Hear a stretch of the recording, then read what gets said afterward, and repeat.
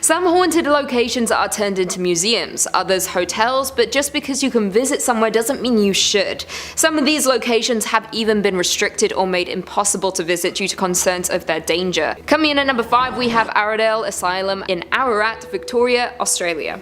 Arundel Asylum opened its doors in 1865. It was originally named Ararat Lunatic Asylum. It was opened along with 2 sister asylums at Kew and Beechworth to accommodate the growing number of lunatics in the colony of Victoria. The asylum was built as a town within a town, with its own market, gardens, orchard, vineyards, piggery, and other stock kept on the ground. As nice as that sounds, those kept there were called inmates rather than patients, and their treatment was not kind. Many people were sent to the asylum for different reasons, mostly those struggling with mental health, and others dumped there for petty reasons. It was home to many men, women, and also children. Both electric shock therapy and the lobotomy were performed en masse at Arundel. Death was another factor that contributed to the dark history that cloaks Arundel.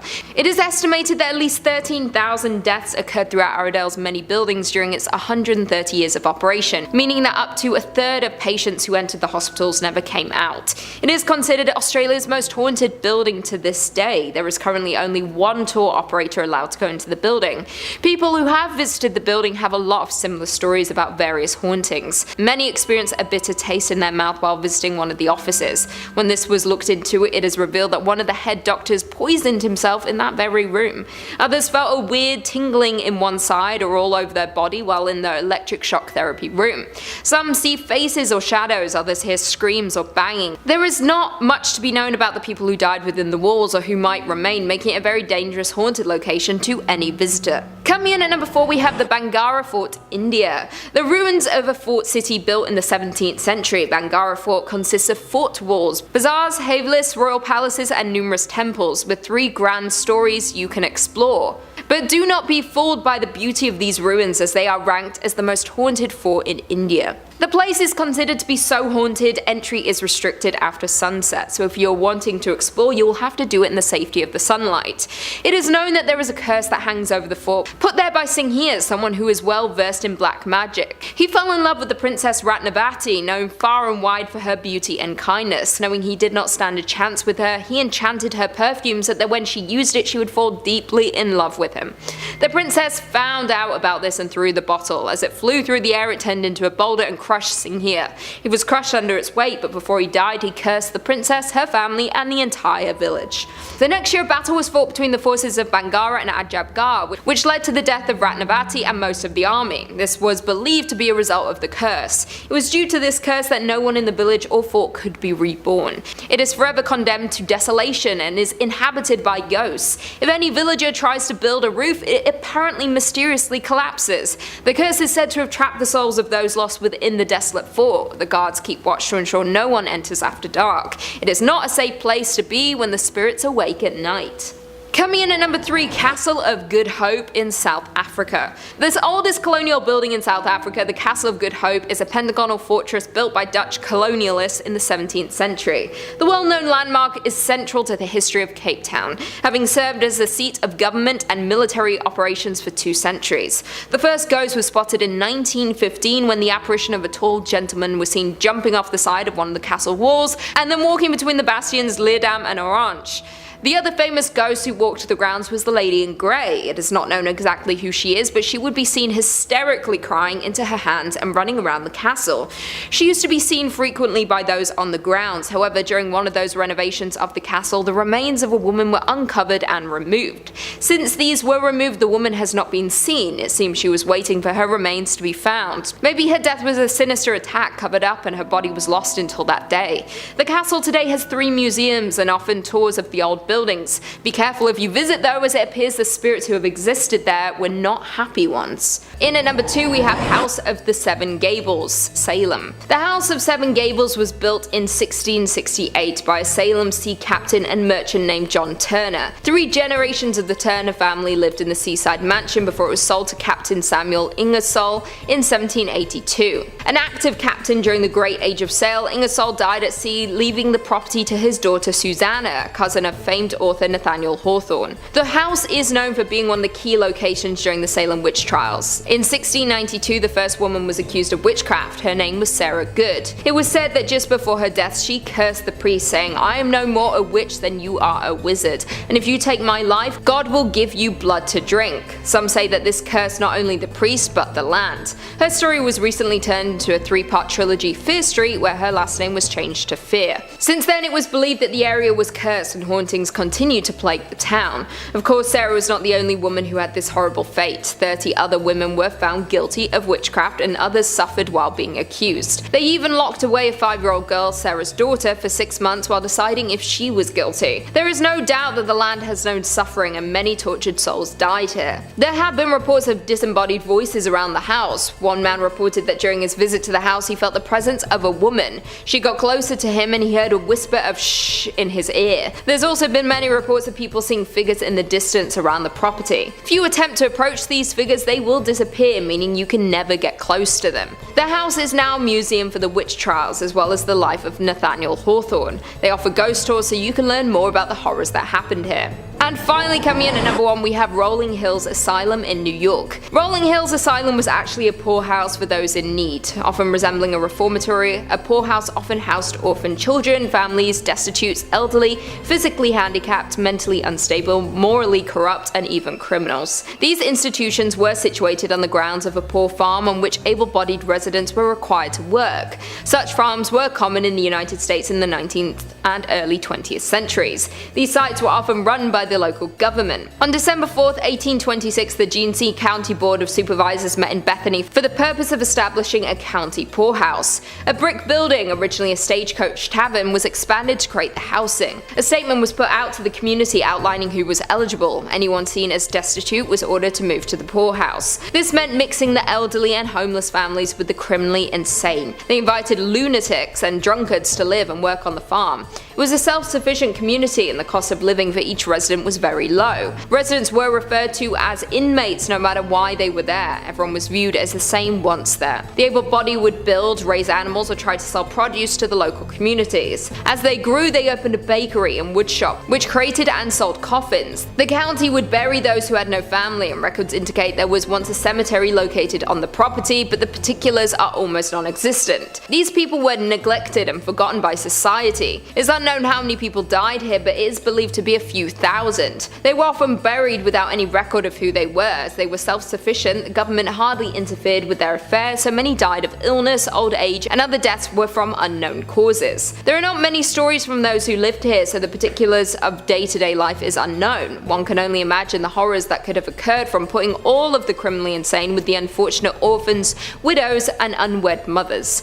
Due to all of this, it is seen as one of the most haunted locations in the area. There are a few known stories of the spirits who still roam the land. One tragic story is of a boy named Roy. He suffered with gigantism, a physical deformity that left him with a protruding facial feature, large hands and feet, and a height of over 7 feet. Roy was the son of a prominent banker, and his physical appearance was an embarrassment to his family. At age 12, Roy was dropped at the Genesee County home and was left there until his death at age 62. Roy liked opera music and was generally kind. There have been reports of his large shadow being seen around the grounds, particularly moving around the main building.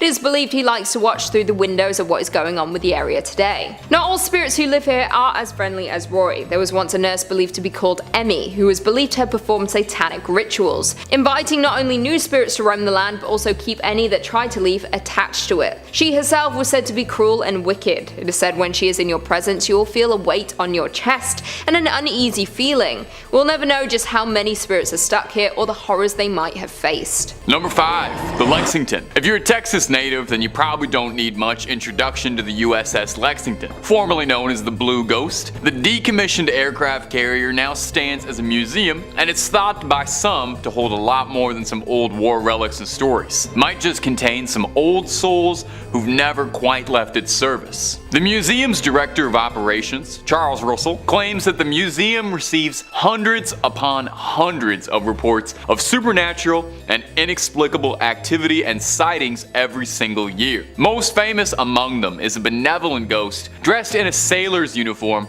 who aids guests in finding their way around the ship before vanishing back into the air. He describes one one particularly vivid encounter with a spirit inhabiting his office where, after losing 6 pens over the course of a week, he found all of them arranged perfectly, laying side by side in front of his keyboard. He reassures visitors that the spirits who live aboard the Lexington are playful, not frightful. They're more like Casper in that regard, I guess. Other stories tell sightings and reports of hearing lost souls running for cover after a torpedo attack, describing running sounds and other strange noises in the hangar bay. The paranormal tour guide aboard the Lexington describes it as, this was their home and they don't want to go anywhere else. I kind of get it, you know? I'd want to live on an aircraft carrier, that seems pretty cool. I'd try to swing that as long as I could. Like most purportedly haunted locations, if finding something spooky in the cold steel of the Lexington truly interests you, the museum offers a paranormal investigation tour, where guests can spend the night with their own equipment in the hopes of finding someone to trip up your EVP meter. And if that ain't enough for you and you're looking for something spooky from the confines of your own home, well, we can hook you up with that real easy. Click through on Top 5 Scary, because we've got loads of videos about haunted spots, ghosts, ghouls, goblins, aliens, cryptids, conspiracies, and just about anything freaky you can think up. Stay subscribed, stay scared, but,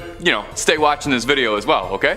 We worked hard. Number 4. La Carafe. La Carafe up in Houston looks unassuming at first. Looks like a pretty typical dive bar experience. Looks nice though, I definitely would like to go. But if you believe the rumors, allegedly this is one of the most haunted buildings in the entire state. The bar also is one of the oldest buildings in Texas as well, having been initially built sometime in the early 1800s. It's seen life as quite a few things: a pharmacy, an apothecary, a bakery, and eventually La Carafe. So it's not too surprising that in all of its years of service, picked up a few guests who aren't ready to pay the bill and leave just yet. Many regular customers have a ghost story to tell you, as well as the bartenders. Many report strange noises, a glass breaking mysteriously, some even seeing lipstick stains on a glass they're drinking from appear out of nowhere. Do ghosts have germs? Is it safe to share a drink with a ghost? I don't know if I would do that unless we got to know each other a bit first, and then hey, anything can happen. I'm open. The bar is said to be haunted by a former tender named Carl, who frequent guests claim they can hear shouting out for last call still years after passing the bar. Some claim they can see Carl's silhouette through his second-floor window. Another ghost said to haunt the premises is the Lady in White, who supposedly pushed attractive women down the stairs. Hardly a way to get them to like you, let me tell you from experience. She's thought to be the ghost of a woman who ran a cat house near the Carafe. Believers say that they see orbs and mist in photos and feel cold spots all over. I guess you could say they serve up more than one kind of spirits. I'll see myself out. I'm sorry, that's not my best work. If you're ever in Houston and looking for a bit of spooky ambiance, definitely check out the Carafe and all of its otherworldly guests. Just make sure to tip your ghost about 15%. Coming in at number 2, Hellfire Club in Ireland. The Hellfire Club was a hunting lodge built in 1925 for William Connolly, an Irish parliamentary speaker. The stones of the buildings are from ancient passage tombs said to have angered the devil, which first associated the site with the supernatural. The lodge reportedly became a gathering place for a small group of Dublin elites who met for debauchery and devil worship. Its ruins sit atop the summit of Montpellier Hill in the foothills of the Dublin Mountains. Most who stumble upon the Hellfire Club today will assume it is nothing more than an old derelict building, but it has a long past full of horrific tales. Tales of animal sacrifice, black masses, cloven-hoofed men, and murder are linked to the structure. The most popular tales tells of a visit by a satanic creature, in the form of a man who was only discovered when one of the players dropped a card and on picking it up noticed the guest had cloven feet. On his discovery, the creature disappeared in a ball of flames. One well-known ghost at the club is that of a young lady. It is said that she crossed paths with the club during one of their dark meetings. She was then thrown into a barrel, set on fire, and rolled down the hill for fun. Her spirit stayed, possibly to warn others not to enter and meet the same fate. And finally, coming in at number 1, we have Poviglia Island in Italy. Poviglia is a small island located between Venice and Lido in the Venetian lagoon, northern Italy. A small canal divides the island into 2 separate parts. The island first appeared in the historical record in 421. In the 14th century, Venetians infected by the bubonic plague were sent here to die, and when they died, they were burned on giant pyres. The site was also used as a mental asylum during the 1800s, where patients were experimented on and tortured. If you ask any of the local locals, they will all agree that the island is cursed with unhealthy spirits. Voices and screams can often be heard, and visitors see dark figures. Many visitors say they begin to feel an oppressive, evil feeling as soon as they step on the island. Currently, the island is abandoned. No one steps foot on it for any reason. Even if you did want to visit, you would struggle to find anyone willing to take you. The locals know the island to be evil and refuse to get anywhere close to it. Fishermen even avoid fishing in the area surrounding the island out of fear of accidentally finding and disturbing human remains. It's probably for the best that you don't visit this haunted location unless you're really determined, but that never ends well in horror movies. Coming in at number 5, we have Gibraltar Point Lighthouse in Canada. The lighthouse was built in 1808 to guide ships to Toronto's harbour from what was then a sandy peninsula until it was decommissioned in 1958. The lighthouse is the oldest one left on the Great Lakes and the second oldest in Canada. The lighthouse was there during the Battle of York in 1813 when American ships invaded the town of York, which culminated with the burning of the Parliament buildings. The British retaliated later in the War of 1812 and burned the White House down. During the war, the first lighthouse keeper, J.P. Reidmuller,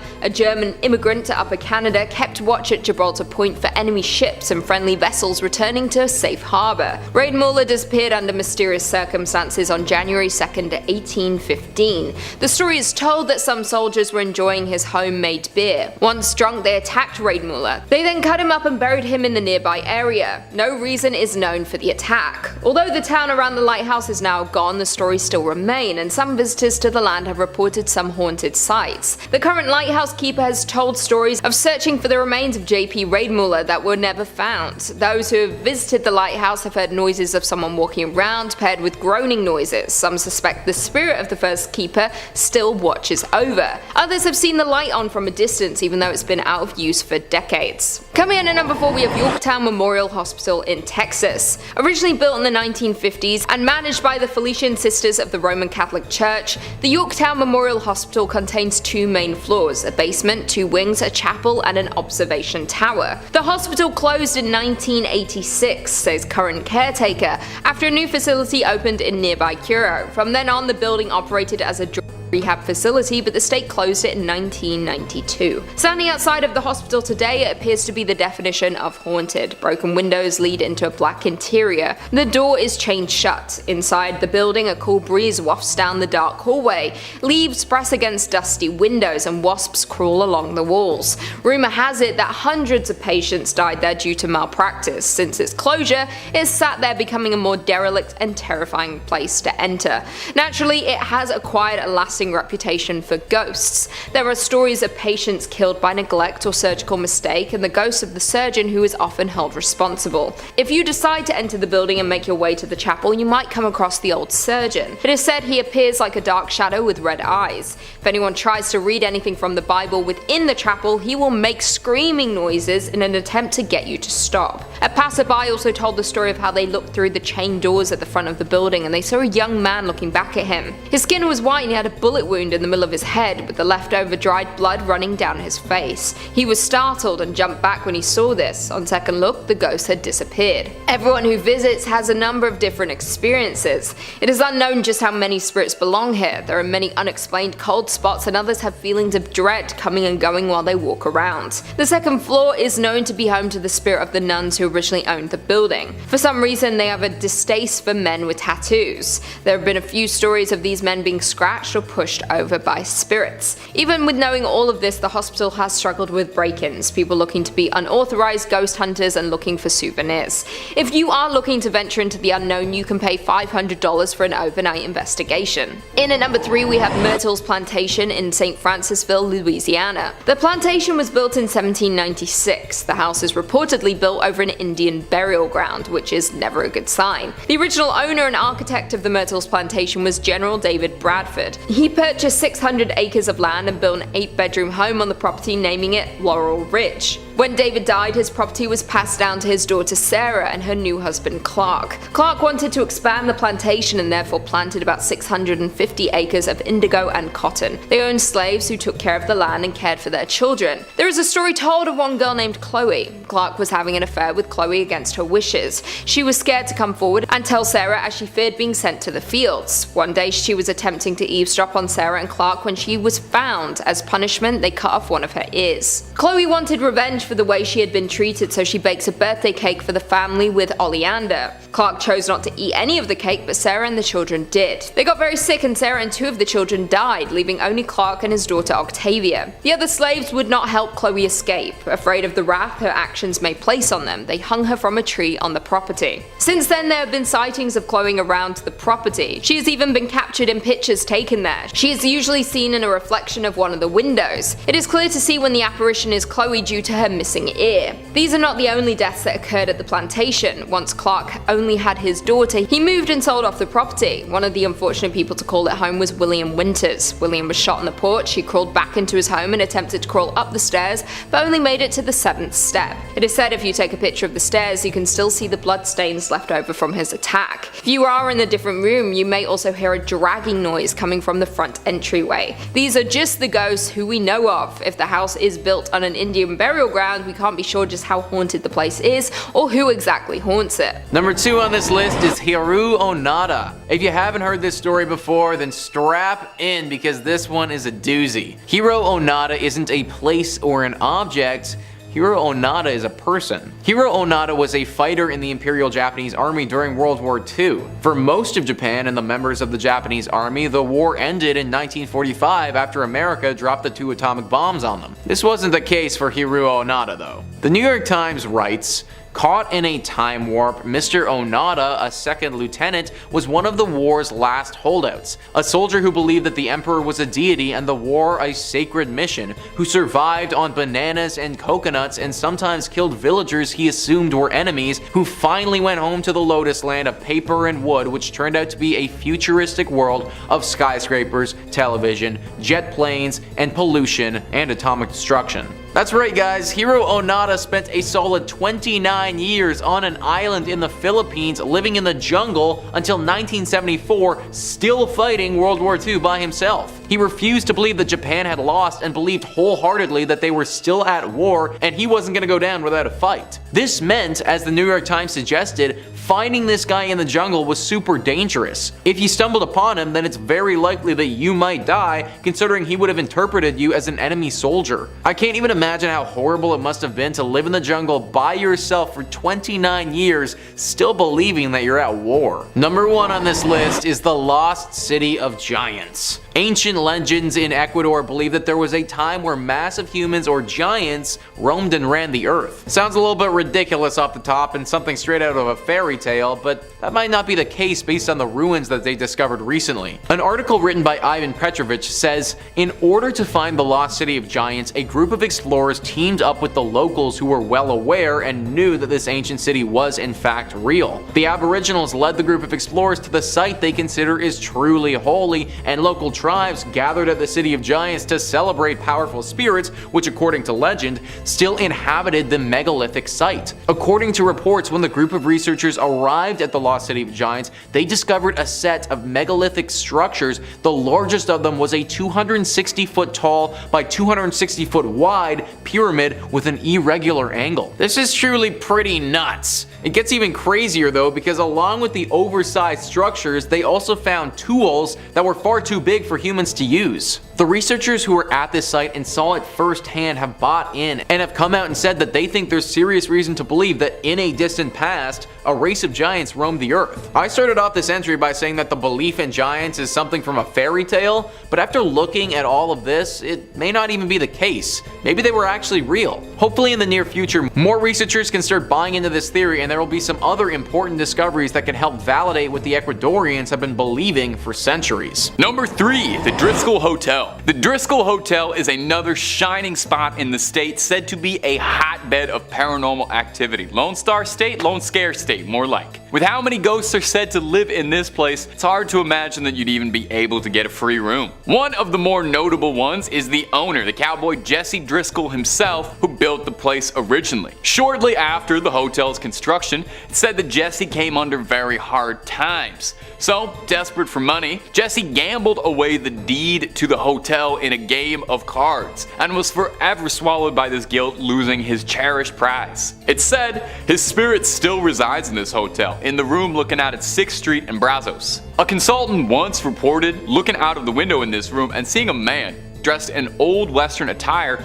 puffing a cigar, asking, "Hey fella, what are you doing in my room?" When he flicked the lights on and off to make sure he wasn't seeing what he thought he'd seen, the varmint disappeared, leaving behind only a trail of smoke. Another notable ghost guests like to talk about is the Bride, the ghost of a distraught woman who ended her life in the early 1990s after her wedding was called off, as she blew through all her money in a desperate coping attempt. I get it. Guests say that they see her ghost towing bags up and down the halls of the hotel, still running mad. Now I'll leave you with one last good spooky story out of the Driscoll. There was actually so many for this one. Definitely read up on it at home or visit if you're nearby. It seems like there's a lot going on. There's a painting on the 5th floor. It's a painting of a little girl holding a bouquet of flowers in one hand and a letter in the other. Paranormal enthusiasts claim that this painting is the daughter of a US senator who passed away in a freak accident at the hotel, and her spirit lingers on in the canvas. Guests claim that they can feel something tugging at their coats or legs when they walk on by.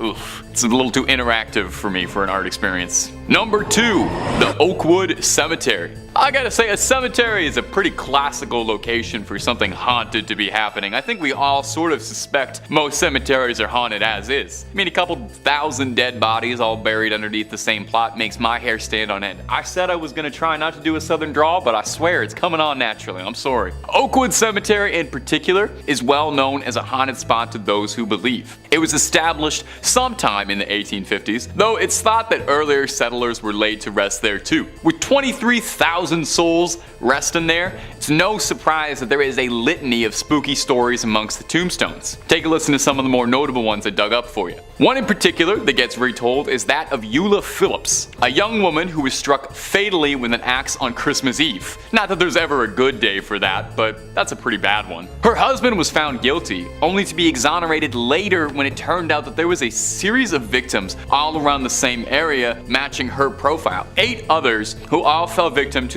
this is unbelievable that any newspaper ever printed this name, the Servant Girl Annihilator. I cannot believe they named him that. I've actually featured him in a video before. I can't quite remember the title of it, but click through on every single top 5 scary video until you find it. There are some theorists who suspect the Servant Girl Annihilator and the infamous Jack the Ripper are one and the same, and that guy just could not get enough traveling from country to country. Some local residents claim that Eula's ghost roams the cemetery, lost, afraid, and panicked, unable to come to terms with the vile means of her death. Another very notable ghost is that of Susanna Dickinson. When Lopez de Santa Anna attacked the Alamo, Susanna and her kin were brought into the garrison. The dust cleared and the battle was over, and Susanna met with Santa Anna, where he offered to take her and her children back to Mexico. But she declined, knowing it might even cost her her life. Surprised, Santa Anna spared her, and her account of the Alamo was crucial to understanding and remembering what happened there. Susanna was buried at a plot in Oakwood, and visitors say she constantly appears to strangers, telling her stories all these years on, still remembering the Alamo. And number 1, Yorktown Memorial Hospital. About 80 miles southeast of San Antonio is Yorktown, a small community with a population that barely exceeds a couple thousand. Probably a good reason for that, because if the legends are to be believed, the hauntings at the Yorktown Memorial Hospital might be keeping people away. The hospital was built in 1951, where it operated for a bit, and was eventually took over by the Felician Sisters of the Roman Catholic Church, who kept the place running until late 1986 when it was abandoned. Where it still sits today, almost as if nothing's happened. It looks like everybody just packed up and left. It's said that over 2,000 people call Yorktown their final resting spot, with 500 of those all occurring during the small tenure of the nuns running the hospital. These days, of course, the hospital's sickly lime green walls don't really see a lot of patients. Mostly just ghost hunters and seekers of the paranormal looking for something lurking left behind. And if the stories are true, this place is filled with restless ghosts. Explorers report everything from disembodied voices to sounds of wheelchairs creaking,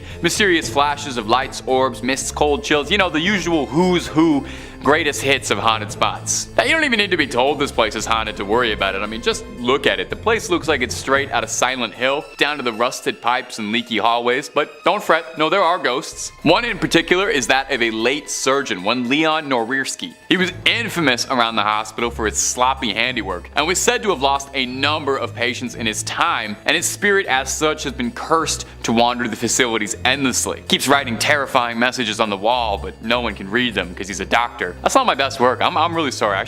Some of these should have stayed on the writing board. Another infamous ghost is that of Sally, a young girl who's said to still live in the hospital's halls, heard happily playing, jovially dancing around, and even asking explorers to read her favorite story when she encounters them. I hope someone takes her up on that. Not me though, nothing personal. I just have like a policy about not reading stories to ghosts. Number 5 on this list is a German hideout. In the thick vegetation of Teyucuar Park in Argentina, researchers back in 2015 discovered what is believed to be the ruins of a secret German hideout. This hideout is believed to have been built back in World War II by the Nazis. The lead archaeologist on this team, Daniel Schlevelsen, says apparently halfway through the Second World War, the had a secret project to build shelters for top leaders in the event of defeat. Inaccessible sites in the middle of deserts, in the mountains, on a cliff, or in the middle of the jungle like this. Over the years, more sites like this have been found in places like South America. The reason that they know these ruins were built by the Germans in World War II, and the purpose of this site would have been to act as a secret safe house upon defeat, was because they found 5 separate German coins that were dated from 1938 to 1941, and also a piece of porcelain that indicated it was made in Germany. The fact that we only came across those ruins a few years ago is pretty scary. How many other German hideouts are there scattered around the world that we don't know about? Maybe the bigger question, as opposed to how many potential locations there are, is how many were actually used for their purpose. This particular one would have not been needed because the Argentinian leader at the end of World War II was sympathetic to the Germans and other leaders fighting on that side. But still,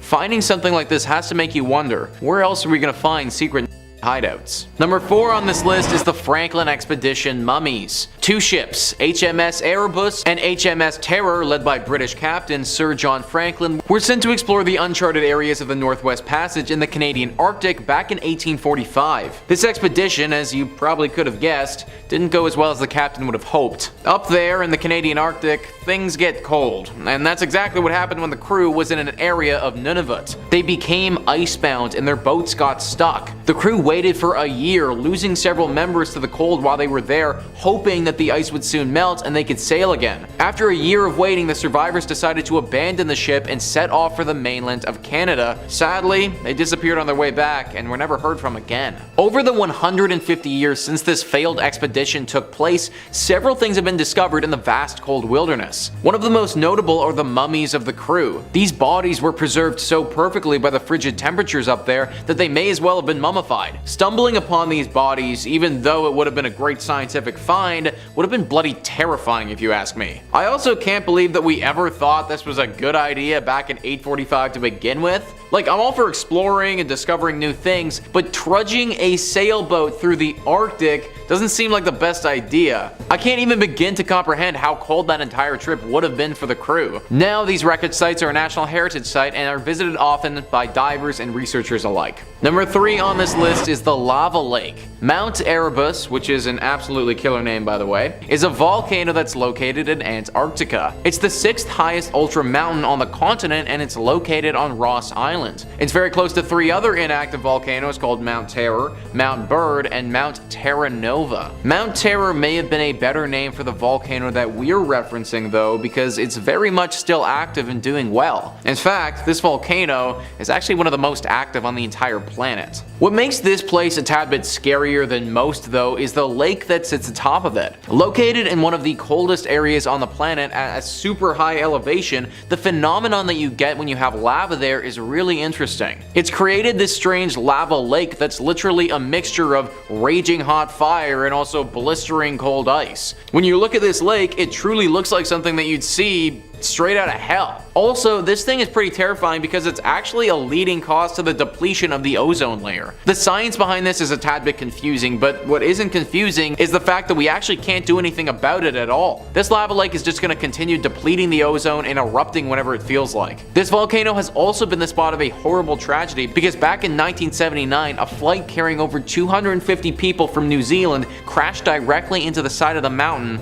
killing hundreds in the process. Number 3, Hoabashu Forest. Our next entry is going to take us to Transylvania, to Romania, the Hoabashu Forest, and please do forgive me, my Romanian ain't quite what it used to be and it was never much to begin with. The forest is beautiful, if not more than a little haunted, with countless reports of all kinds of paranormal activity stemming from within the hectares of the creepy, bountiful woods. The place kind of looks like it's the set to a Halloween movie as is, with the twisted trees curling ever outwards. Now, there are many legends and stories coming out of the forest. It's even been called the Bermuda Triangle of Romania. According to one particularly exciting legend, a girl went wandering in the forest one day to escape the difficulties of life and take her mind off her troubles. She found herself lost in the forest and nature, but she never returned. Her family looked and looked for her, but to no avail. They never found her and assumed that their daughter had passed until she reappeared and walked home 5 years later, unsure where she'd been and didn't remember anything of the experience and hadn't aged a day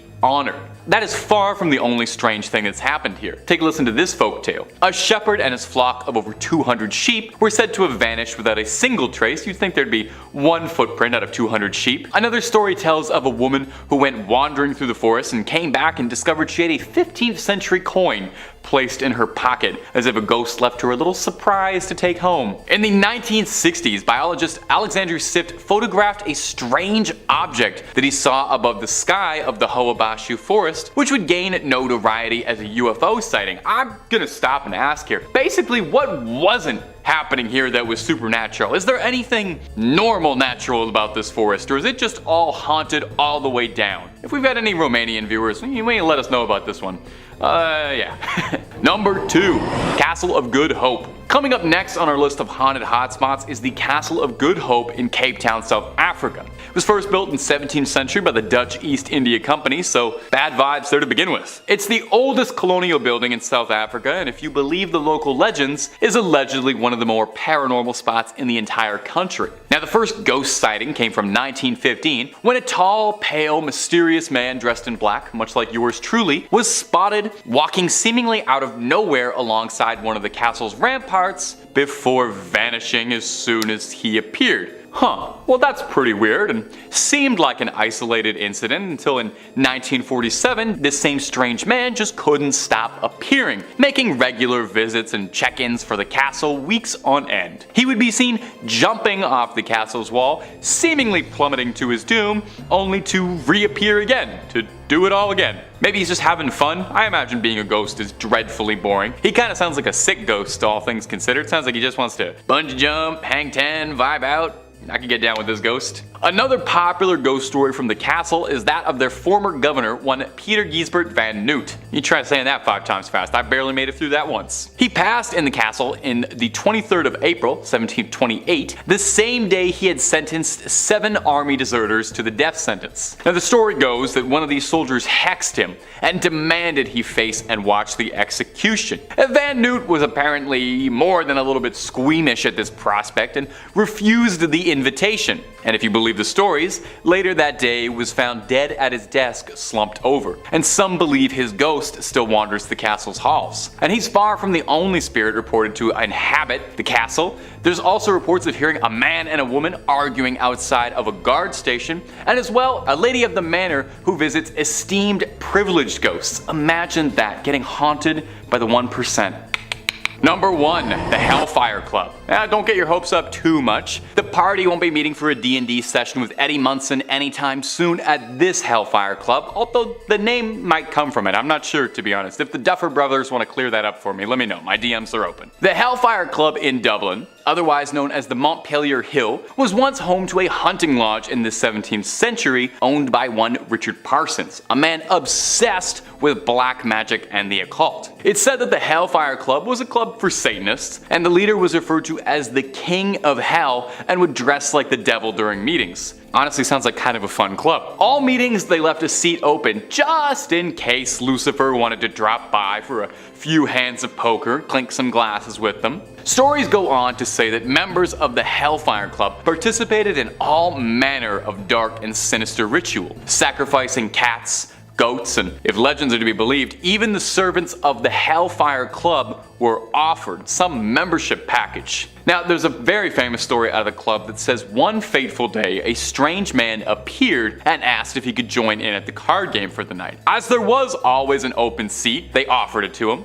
And during the game, a player dropped his cards, and when he went underneath the table to retrieve them, saw that the strange man had hooves in place of his feet. And upon rising from the table, the stranger had vanished. Probably for the best. I cannot imagine that a game of cards against the devil would be beneficiary for anyone except maybe Satan. I would not call his bluff. I would just fold every hand. The building was scorched and set ablaze in 1750, with many differing accounts as to what caused the flame. Some say it was the club itself that set the building on fire to give it a more intimidating appearance and keep out outsiders. Some say the devil did it as retribution for a ritual, and some say it was just a duel or a brawl that ended badly and got a bit rowdy. Whatever the case, the Hellfire Club relocated their activities sometime around 1760 and abandoned their original building, where it still stands today. You can visit it today, and it's a pretty popular tourist destination for urban explorers and paranormal investigators who want to see if perhaps there's any residual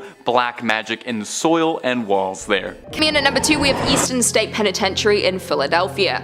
This menacing Gothic-style prison opened in Philadelphia in 1829 and became the first in the US to implement solitary confinement, a widely debated practice. It was seen as an experiment on how this practice could be used around the world. Spectators from around the world marveled at its grand architecture. Once built, it was the most expensive construction in the United States at the time. It was a cruel attempt to reform prisoners, the idea being that solitude would lead to penance. Critics, on the other hand, believed it incited emotional anguish comparable to physical torture. They must have found it to be a successful experiment, with the prison replicated in several other states and in Europe. Prisoners were kept in small brick rooms with only one slither of light coming from above. They had no windows or any other type of stimulant while in there. They would receive daily contact from the warden and overseers. If they did have to be moved around the building, a hood was placed over their head so that they would not have a glimpse of the outside world. They saw this as a system of reform rather than punishment. The warden was legally required to visit every inmate every day, and the overseers were mandated to see each inmate 3 times a day. It is even said that Pep the dog was sentenced to life without parole for killing Governor Gifford Pinchot's wife's cat. Prison records reflect that Pep was assigned an inmate number C2559, which is seen in his mugshot, although some claim he was gifted to the prisoner's therapy dog to help inmates. Gangster Al Capone spent a year imprisoned at Eastern State, where he furnished his cell with luxurious antiques, rugs, and paintings, making it seem like inmates had some control and comfort over their lives. However, the prison's 142-year history is full of death, madness, disease, murder, and torture, making it easy to imagine the spirits of troubled souls left behind to roam its abandoned halls. The harsh punishments used on prisoners are enough to make you shiver even without seeing a ghost. There was the water bath, in which inmates were dunked, then hung out on a wall in winter until ice formed on their skin. The mad chair, which bound an inmate so tightly that circulation was cut off, later necessitating amputations. The iron gag, in which an inmate's hands were tied from the back and strapped to an iron collar in their mouth, so that any movement caused the tongue to tear and bleed profusely. Since the prison closed in 1971, dozens of paranormal researchers visit every year and report that it's a hub of otherworldly activity. Perhaps most convincingly, there are the stories of eerie experiences by visitors, staff, guards, and inmates that have corroborated each other since the 1940s. Cell Block 12 is known for echoing voices and cackling, Cell Block 6 for shadowy figures darting along the walls, Cell Block 4 for visions of ghostly faces. Many people have reported seeing a silhouette of a guard in one of the towers, footsteps, wails, whispers, the same stories over and over again. And lastly, in at number 1, we have the Shanghai Tunnels in Portland, Oregon. Located below Portland, Oregon are a complex maze of tunnels that lead all over the city. These tunnels were created and used for Shanghaiing. Shanghaiing was the practice of stealing able-bodied men and then selling them onto the ship captains for the purpose of work. These men were sold for as little as $50 a head and often spent many years in captivity at sea. These poor men were then forced to work on ships bound for the Orient with no pay. According to legend, as well as some historical data, men were shanghaied died in Portland from roughly 1850 to 1941. Things were supposedly at their worst during Prohibition. The Shanghai tunnels or Portland Underground consist of tunnel passages linking Portland's Old Town, Chinatown, to the central downtown area of Portland. The basements of many downtown bars and hotels were linked to the Willamette River waterfront through the tunnels, allowing supplies to be moved from ships docked there directly to basements for storage. Since the mid-19th century, stories have been told about Shanghai practices in Portland. Not only men, but also women were warned to take care against being drugged or kidnapped and hauled off for sale. Women were stolen and sold to men also, but not for shipping labor at the same value as men. The middlemen would wait at the bar for an able-looking man to take the seat next to him. He would attempt to gain his trust, buy him a drink, and then drug him. Once drugged, they would drop the man down the trapdoors located in the bar. Once in the tunnels, they were locked in specially designed prison cells and held captive until they were shipped off as slave laborers. During Prohibition, it is said that the bars moved their operations underground, as well as making it easier than ever for unsuspecting victims to be shanghaied. It is said that around 1,500 people were kidnapped a year through the tunnels, and various stories have been told. The locals often dispute that the tunnels were used for this reason. Others believe in the stories and evidence found in the tunnels. Not only were these people held prisoner in the tunnels until their sale, some even died as a result of the conditions underground. The tunnels are said to be haunted by the aggrieved spirits of the captives who died in the dark recesses beneath the city. Those who have toured the tunnels have heard running in the distance, screams coming from all directions, and sometimes even crying from deep within the tunnels. With such a dark past, it is no surprise the locals deny any of this happening and may have even covered up the details. Coming in at number 3, El Bronx, Colombia. The Bronx was a sector adjacent is Jenny Greenteeth. Jenny Greenteeth is a witch in British folklore that is said to haunt the waters of Lancashire, Cheshire, and Shropshire. I know, it's a lot of shires. Jenny is a river witch and lives in the rivers of these areas looking for victims to drag down with her. As you'd imagine, with a name like Greenteeth, her appearance is pretty grotesque. Green algae-like hair, a wrinkled witchy face, skin that is the same color as a bog, and a weird fleshy exterior. Jenny is certainly not a looker. But I suppose it doesn't matter a whole lot, as she uses the swamp like water and pond scum to mask her appearance so you can't see her beneath the filth. The origin of Jenny Greenteeth is still up for debate, but the bare bones of the tale are pretty consistent. Jenny was a girl in a local British town who was the victim to some heavy bullying. One day when she was at her job getting water from the well, somebody yelled at her that they hope she falls in and dies. Well, that's exactly what happened. Her spirit manifested as Jenny Greenteeth, this old hag who now haunts the waters in this area. Jenny is not simply a harmless witch either. She preys on people, specifically children that get too close to the water. Sometimes she will try to lure them towards the riverbank by calling out to them or singing a tune where no one can figure out where it's coming from. Now, this tactic is one that we've talked about on this channel before with the Utah water babies and is very successful. She lunges her hand out and grabs them, dragging them into the water, or they will drown and never be seen again. This water witch is known by all the locals in the area, with everyone having some slightly different adaptations to the legend. General consensus though, if you hear someone singing from the rivers of Britain, don't go near it. Number 1 on this list is La Lechuza. La Lechuza is a witch based in Mexican folklore that is said to haunt the Mexican nights. I wish I could pinpoint the location down for you guys to be a specific region in Mexico, but this witch is sadly far too mobile for that. La Lechuza used to live in a small Mexican town and regularly practice witchcraft. Her intentions were foul though, and would regularly cause harm to others, whether that be to them directly or to their livelihood. The townsfolk, once they discovered that she was the cause of their misfortune, raided her home and viciously murdered her. They didn't kill her well enough though, because her spirit still clings to life to this day. Said to regularly take the form of an owl and fly throughout Mexico, La Lechuza is constantly on the hunt for food. Her preferred meal is young men. This bird is apparently massive, and once it sets its sights on you, it will be nearly impossible to escape. Some people have reported that she is so big that they've seen her run cars off of the road and eat her victims in the wreck. She also employs some other tactics instead of just brute force. Sometimes she will mask her voice as a baby and sit outside your door until you open it, and then she'll pounce. You may also hear the consistent racket of an owl howling in the night. Go and check your window to see what the commotion is and become this owl lady's dinner.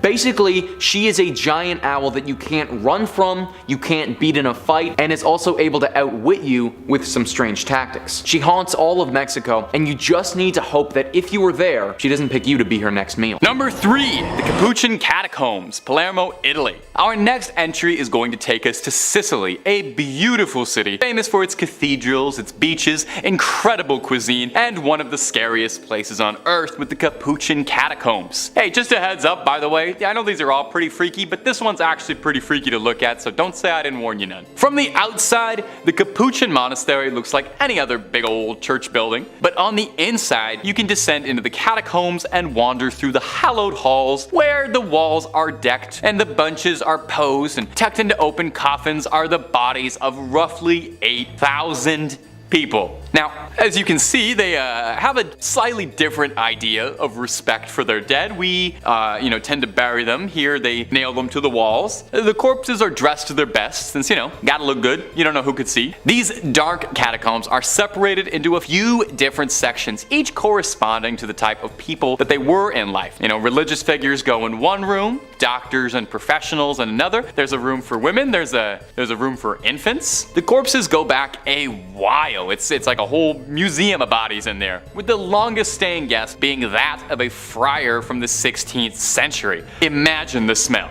The unique, dry atmosphere of the catacombs allow for the mummification process to work just wonders, with some of the corpses being referred to as sleeping beauties, which, I don't know, too dark, even for me. The process of the mummification is pretty horrifying, so obviously I'm going to tell you. Priests would lay the bodies on shelves and I just ate, I'm sorry. They would let the body drip until they were completely drained of all fluids. A year later, they would be rinsed with vinegar. Oh my god, I don't know why vinegar was grosser.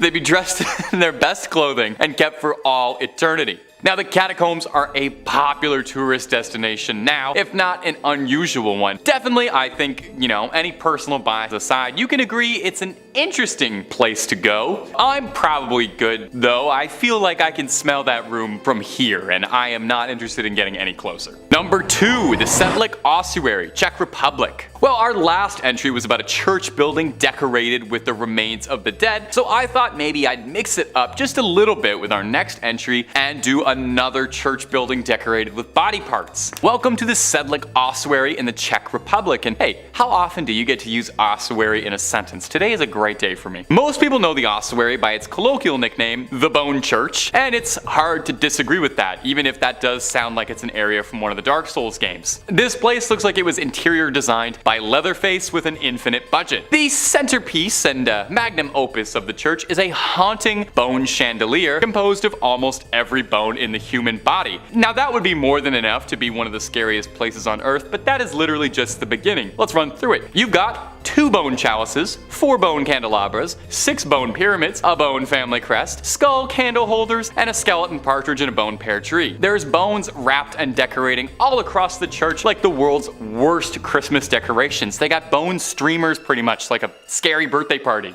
So how did this happen? Did they just let a local lunatic decorate the place? Well, way back when the ossuary was the abbot of the Sedlec Monastery, this holy soil was a very appealing gravesite for people and religious figures, and just about everybody wanted to get their bones buried here. The problem therein is that when way too many people all want to be stored and buried in the same place, eventually things start to pile up and you got nowhere to put the bones. So in the 18th century, a woodcarver was tasked with finding a solution to this grim problem, and he came up with the wonderfully terrifying idea of turning them into art. God bless our creative fellows. He bleached all of the bones to make sure they looked gorgeous and uniform, and in the scariest of ways, I kind of agree. It's beautiful in a horrifying sense. Number 1, Centralia, Pennsylvania. I think the best horror movies and properties are based on real things. I think the Overlook Hotel from The Shining is based on the Stanley Hotel in Colorado, Conjuring and Annabelle based on Ed and Lorraine Warren, obviously, Leatherface based on Ed Gein, and the town of Silent Hill from the Silent Hill movies was based on Centralia, Pennsylvania, where an infamous coal mine fire abandoned the town, leaving only fog and a rain of ash over the deserted streets. In 1962, a fire started in a landfill and spread to the coal tunnels that lay deep beneath, thousands of feet below the surface of the town. Rescue crews tried their level best to put out the raging raging flame, but despite their best efforts, the flame caught a coal seam where it now started raging burning, where it's still doing that to this day. The town was abandoned under government orders, and a never-ending rain of ash gave off the impression of a horrifying abandoned resort town now made famous by Silent Hill. Now it's worth noting, and I'm only including this because I'm like a Silent Hill lunatic fan, this is just the depiction in the films. The original video game series Silent Hill is just a scary town. It's not based on this one. The thing it actually takes the most inspiration from, and I swear this is real, is Kindergarten Cop. Please look this up after this video. The school in Silent Hill is the school from Kindergarten Cop. Anyway, Centralia now is effectively erased. The Pennsylvania government removed its zip codes, encouraged everybody to get the heck out of Dodge, and took all the official government property and all the names off the signs and stuff off. But few residents could not be deterred and still remain in the ghost town, with some reports saying that 6 people are still living there, clinging to the life that they had stolen from them by disaster and left forgotten by their own government. Even Hollywood actually no longer films movies there. The last couple of productions that tried said that the graffiti and desolation of the town has made it look too realistic as a ghost town to be used to film in. So if you ever happen to be passing through Centralia, just be nice, okay? They have been through a lot. Coming in at number 5, we have Isle of Wight in England. Located off the south coast of England, it's known for its beaches and seafront promenades such as sandy Shanklin Beach and south-facing Ventnor Beach, which is dotted with vintage beach huts. The Isle of Wight is reputed to be one of the spookiest places in the UK and is often referred to by enthusiasts as Ghost Island. Ventnor Botanics Ghostly Gardens is known for its beautiful plants, but also as the most haunted place on the Isle of Wight. Long before it became the tourist attraction it is today, the Ventnor Botanic Gardens used to be the location of the Royal National Hospital, where patients were treated for the deadly killer disease tuberculosis. Over the years, thousands unfortunately died at the hospital until it was finally closed and demolished in 1969. Since the building was demolished and the gardens created, there have been many ghostly sightings. Some guests have seen a woman dressed in a patient gown walking around the gardens, although you can never get close enough to speak with her. Others have encountered a nurse walking up and down the gardens as if she is checking in on patients. There are several remnants of the old hospital still remaining, including a dark Victorian refuse tunnel which leads out from the gardens to the edge of the cliff. The lighthouse at St. Catherine's Point is a spectacular place to watch storms work their way across the English Channel, and on clear nights gives a perfect view of the stars and Milky Way, making it a popular spot for night photography. But you may find more than just keen photographers on a late night visit. There are many spooky tales surrounding the lighthouse, which is located near the village of Nitton on the south of the Isle of Wight. These range from ghost animal sightings to unexpected footsteps and vanishing items. There was a tragedy that happened at the lighthouse during World War II while 3 watchers were on duty. A bomb was dropped, killing all 3 of the guards. A plaque was placed in their memory, but it is said that they still keep watch at the lighthouse, which is now fully automated. There are several other haunted locations on the Isle, all with their own stories and ghosts. Would you want to make a trip to discover all of them? Coming in at number 4, we have the Paris catacombs in France. The Paris catacombs are underground ossuaries in Paris, France. An ossuary is a chest, box, building, well, or a site made to serve as the final resting place of human skeletal remains. They are frequently used where burial space is scarce. A body is first buried in a temporary grave, then after some years the skeletal remains are removed and placed in an ossuary.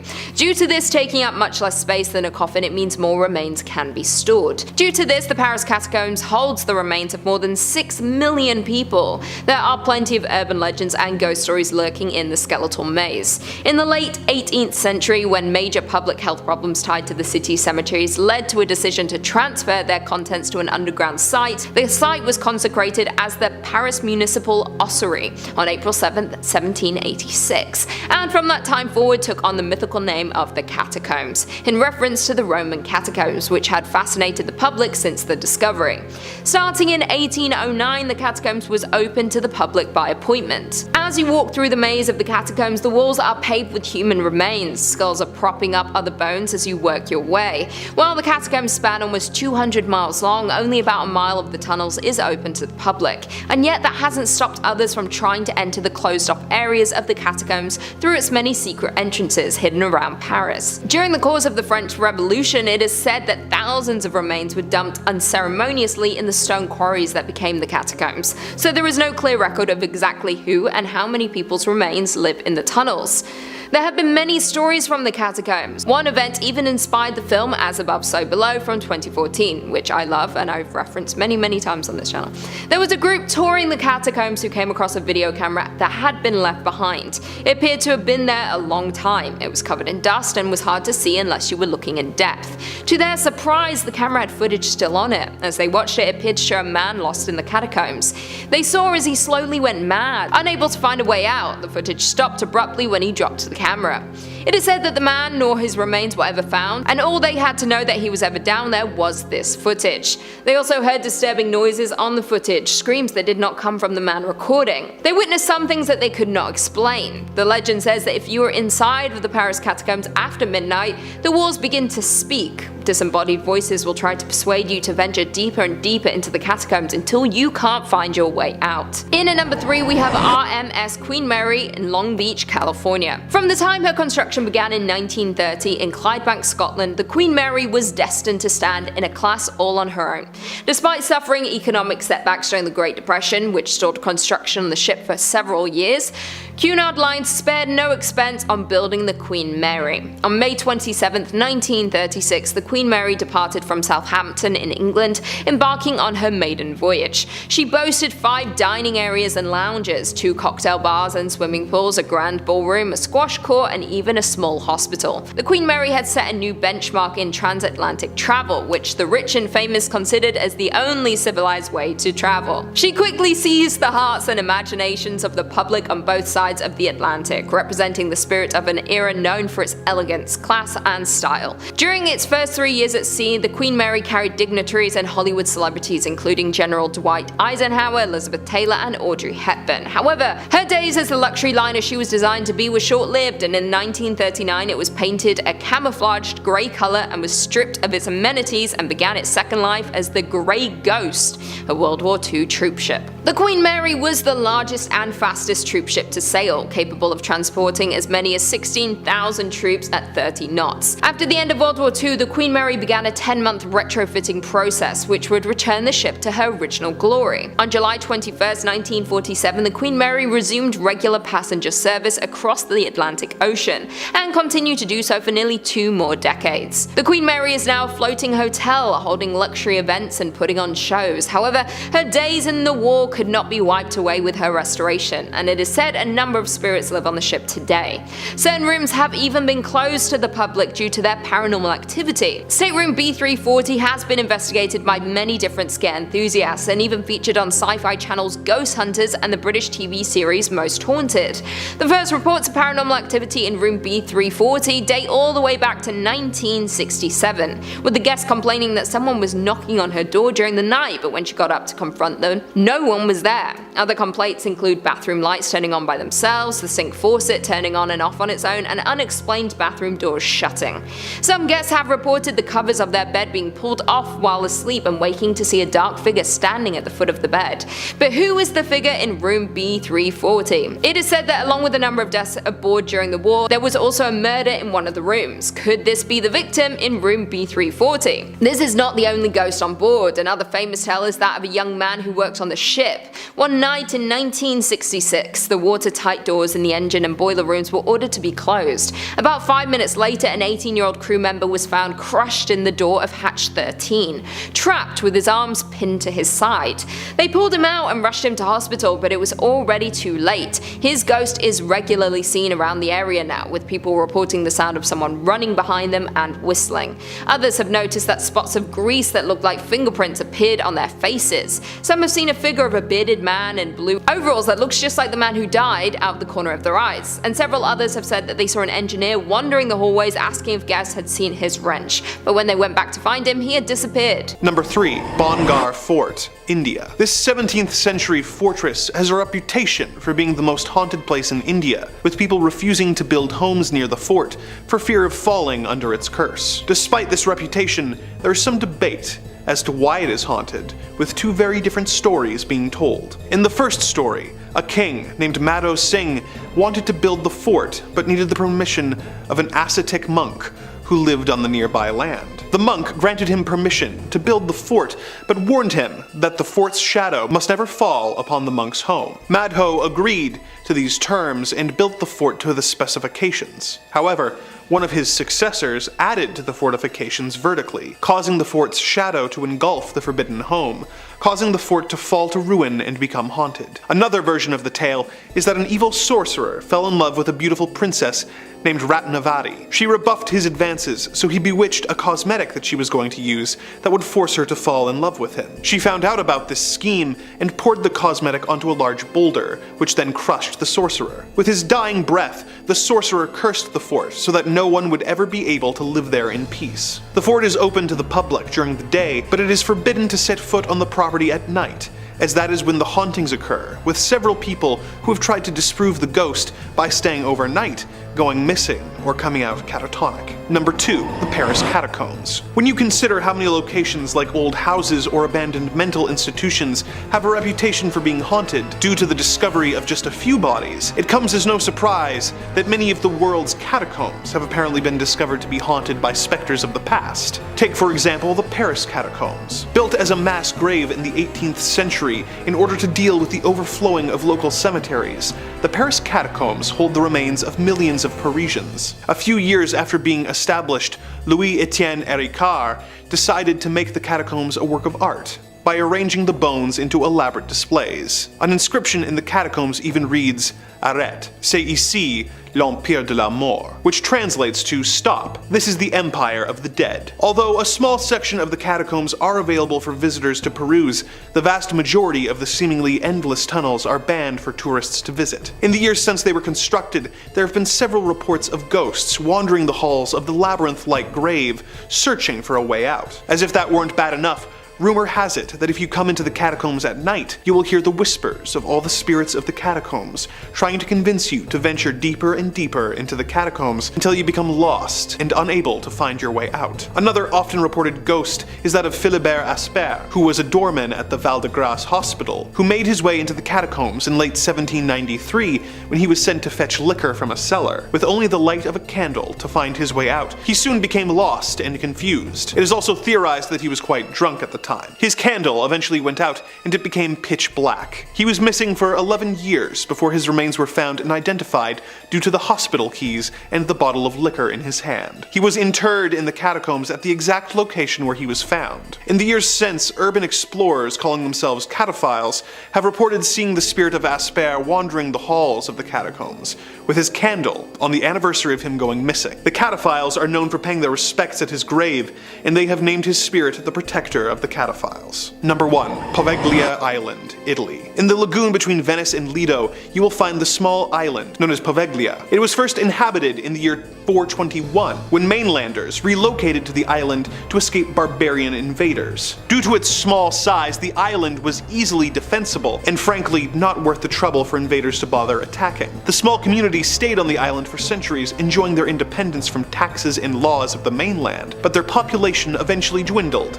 leaving the island uninhabited. This changed in the year 1348, when the bubonic plague was ravaging Venice and the surrounding towns. Poviglia became a quarantine island, with symptomatic Italians being banished there to die. The center of the island had a giant pyre, where tens of thousands of plague victims' bodies were burnt to prevent the spread of the disease. When the plague returned in the year 1630, the island became a quarantine colony, once again, with even more bodies being burnt in the town square. Naturally, the location developed a reputation for being haunted by the tens of thousands of displaced and abandoned plague victims, but the island's creepy history was far from over. Aside from a brief period where Napoleon used the island to store gunpowder, relying on the ghost stories of the place to keep unwanted visitors away, the island remained largely uninhabited until an insane asylum was built on the island in the late 1800s. It was a brutal hospital that was poorly constructed and used more to exile the patients from society than to help rehabilitate them. One of the doctors working there in the 30s conducted strange and cruel experiments on the patients for years,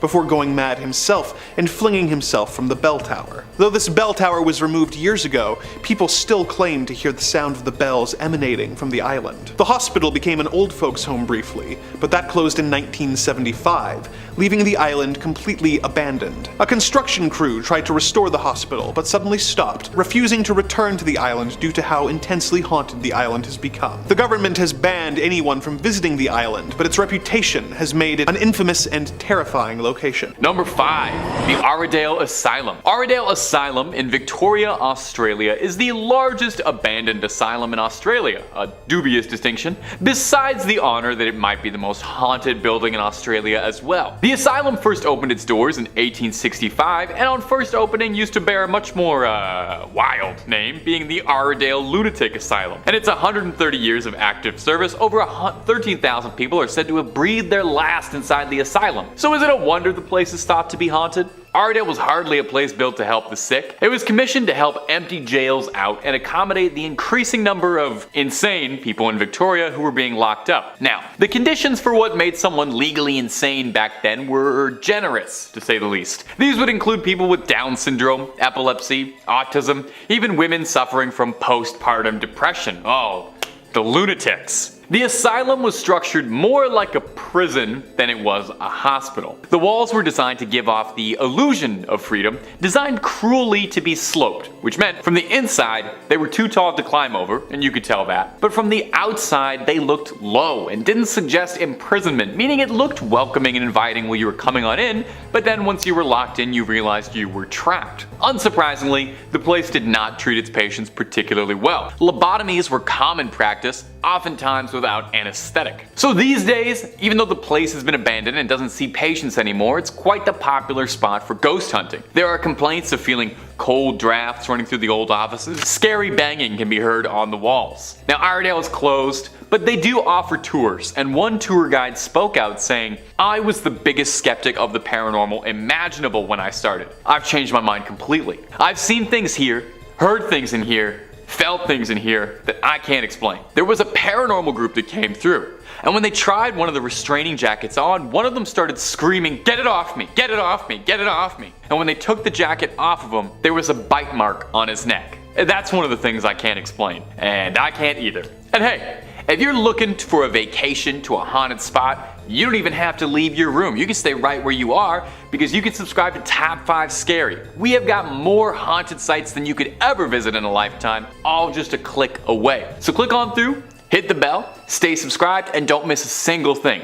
But do that once the credits roll in this video, okay? We got way more haunted stuff coming for you. Number 4, Leap Castle. For 700 years, Leap Castle has proudly stood in Ireland, boasting a infamous reputation as the most haunted castle in the world. I'm sure Dracula is deeply offended by that statement, but he's mostly fictional, so really, what can you do? This castle was first built in the 13th century, home to the O'Bannon clan, but it would be adopted by the O'Carroll clan, who seized control of it by the 15th century, and they did not seize control nicely. From here, ownership would pass from father to son, but was frequently punctuated by plots, assassinations, rival clan wars, and even O'Carroll family members assassinating each other were all par for the course for Leap Castle's history. Think like Succession, but 10 times worse. A grim oubliette where prisoners would be pushed from a window, landing into a pit of spikes, completed the castle. After centuries of battles and brawls over the castle, it was burned in 1922 during the Irish Civil War, where it was then abandoned. Now, it goes without saying that a castle that saw this much death is a home to a bevy of trapped spirits, the most present one being the chapel spirit. Legend has it that one of the O'Carrolls had his own brother assassinated to gain power. His brother, a member of the clergy, is said to restlessly wander the burnt out chapel. Visitors report seeing beams of light,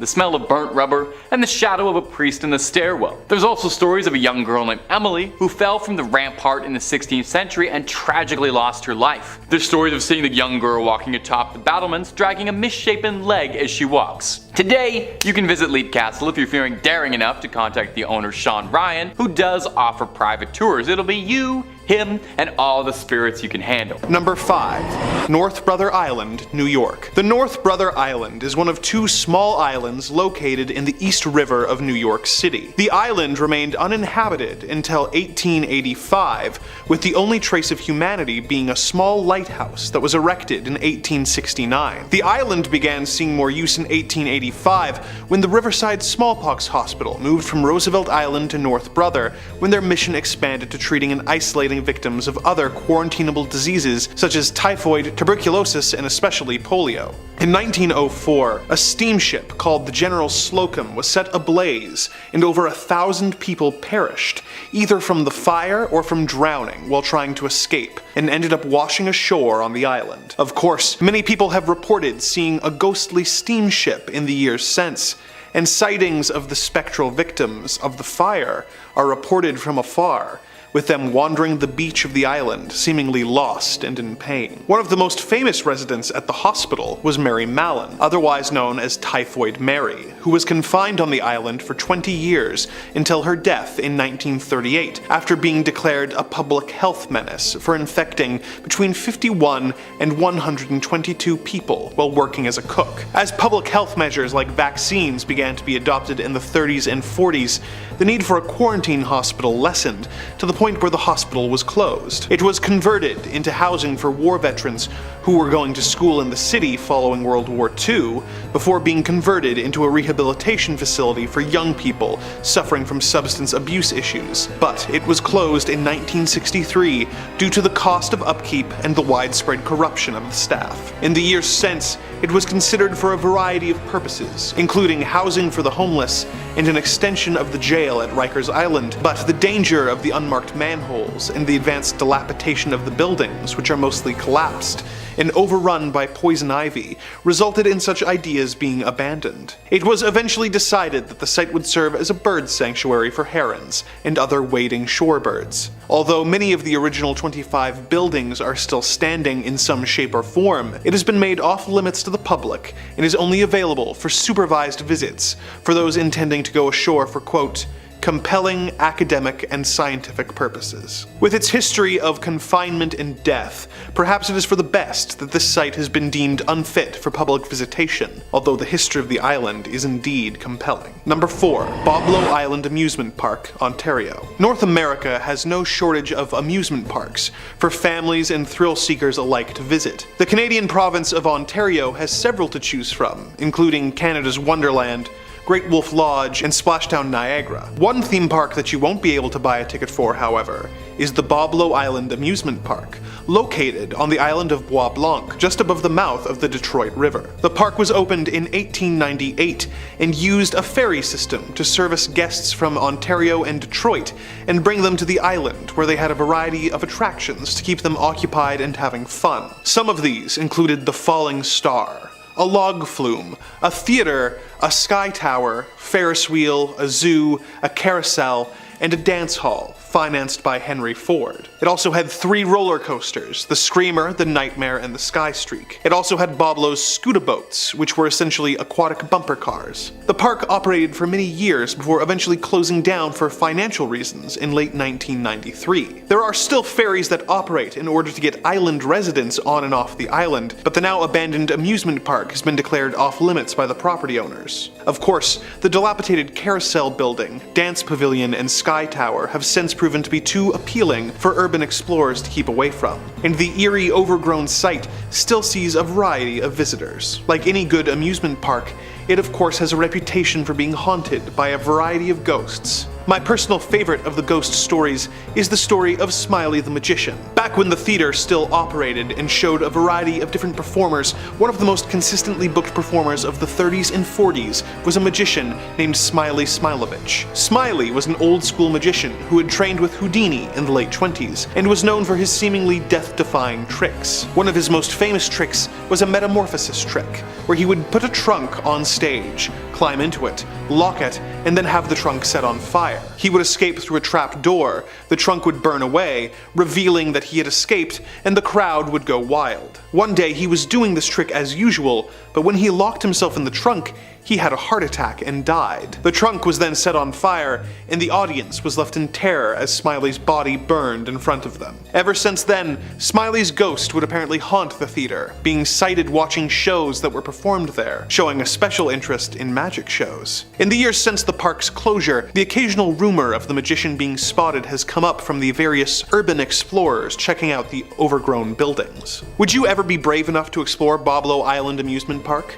And if you did, would you be on the lookout for spectral magicians? Number 5 on this list is Goody Cole. Now Goody Cole is a little interesting because today she is not a physical witch but the ghost of her former witch-like self. Back in the 1600s in Hampton in the United States, Goody Cole lived with her older husband at the time. Once 1656 rolled around though, she didn't live with him anymore. Goody Cole was arrested and found guilty of witchcraft. It was said that she had a mumbling habit, looked extremely witch-like, and also had some animal-related deaths tracked back to her in what would have been used for apparent rituals. It was also said that she was capable of turning herself into an animal and would often do so to disguise herself and trick others. When she was arrested, she was treated extremely poorly, often tortured, starved, and this whole process went on for years. After 6 years of this, she petitioned to be released so that she could support her husband who was close to death at the time. The court agreed that they would let her do this, but she had to pay a sizable fee that she obviously didn't have access to because she was in jail. Her husband eventually died alone without the support of his wife, something that was said to eat at Goody's conscience continually. Now the manner of Goody Cole's death is sort of up in the air. Some say that she was stabbed with a stake for being a witch, others say that she was finally released but she was so old that she died in her home alone soon after, whereas some people say that she just died in prison. But one thing's for certain, Goody Cole was so unhappy with the people of Hampton actually that she never left. Many people in the area have reported in the older parts of town that they still see a dark, shadowy figure resembling an old woman. A phantom all in white that stalks people through the streets and can be seen in the windows looking down upon you as you walk through the city. People believe that this witch won't cause you any harm, but her goal is to make you feel as ostracized as possible, the exact way that she was made to feel back when she was still living. Number 4 on this list are the Boohags. Typically associated with the haunting of the coastal plains of South Carolina, it should be noted that there's no reason to believe that they could only be limited to this area, but there has been a large amount of activity of them here. Now I should also note that the jury is still a little bit out on if these creatures are exclusively witches or exclusively vampires. I think that the truth of the matter is probably a horrifying mixture of both. Legend says that the Boohag needs to get sustenance from a person's breath, and that's how they sustain themselves. This action is somewhat similar to how the Dementors act in Harry Potter, but still with some notable differences. For starters, a Boohag is a fleshy creature that does not have any skin of its own. Therefore, it is simply a red tendon-esque humanoid being. Because they don't have any skin of their own, they will often steal the skin of their victims and fit it to their bodies until that skin inevitably deteriorates. The action of sucking someone's breath isn't as simple as my Harry Potter example either. Typically, once a Boohag finds a suitable victim, they will stalk that individual back to their home and wait until they're sleeping. Once they're passed out, the Boohag will break into their home and straddle the person who is asleep. This action is referred to by locals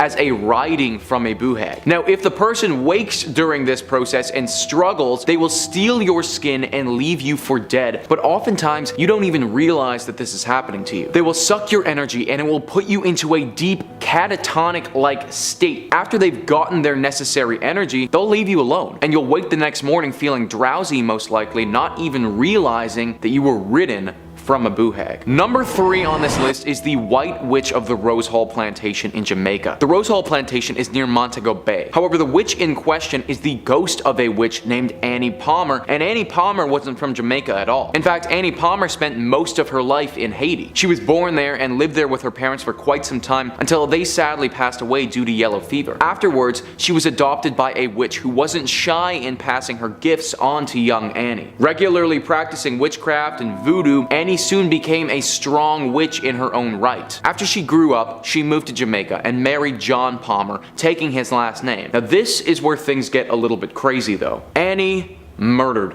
John Palmer. Then she got married again and murdered that husband. And then she got married again and murdered that husband. You'd think that these guys would have recognized that marrying Annie might not have been the best idea, but I guess love just conquers all. Annie didn't stop with her husbands though. She murdered countless slaves that worked on that plantation. This was right up until she was murdered herself by a slave named Taku. The people back then attempted to perform a voodoo ritual on this witch, not wanting to have her ever return again. However, it didn't work the way that they intended it to. The voodoo ritual actually trapped her at this location, and now she's said to be forever haunting the Rose Hall on Montego Bay. People have seen her ghost before, and they've heard screaming coming from nothing. The vision of a woman in white will appear sometimes, and it is said that if you stay at this plantation too long, then some deep misfortune will fall upon you or your family. So beware. Number 2 on this list is Mezgori.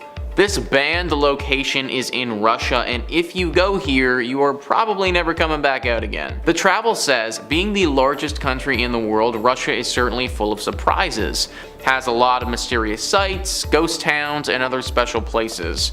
Like, for example, Mezgori in the Republic of Bashkortostan. It's a closed town hidden somewhere in the southern Ural Mountains.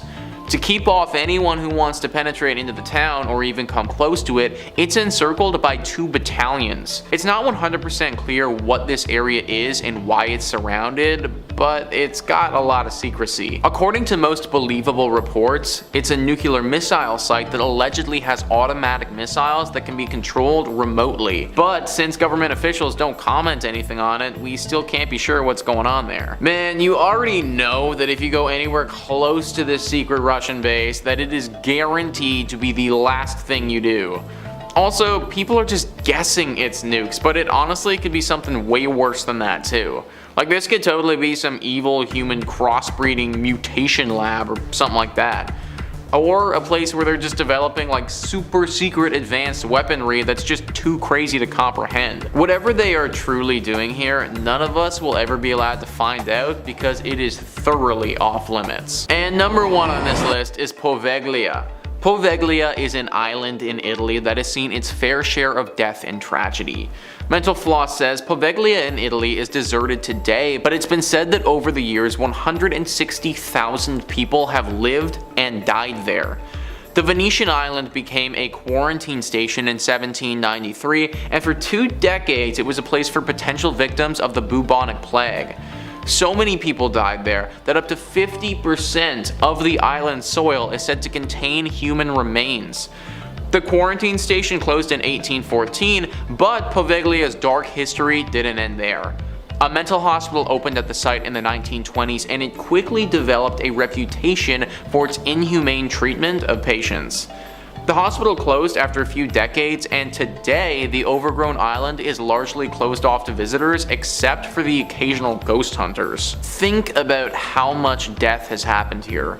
All of that death is what has led people to the conclusion that this place, it's haunted. And not just a little bit haunted, like I am talking deeply haunted. I mean, half the time that you take a step, you're gonna be walking over someone's dead body.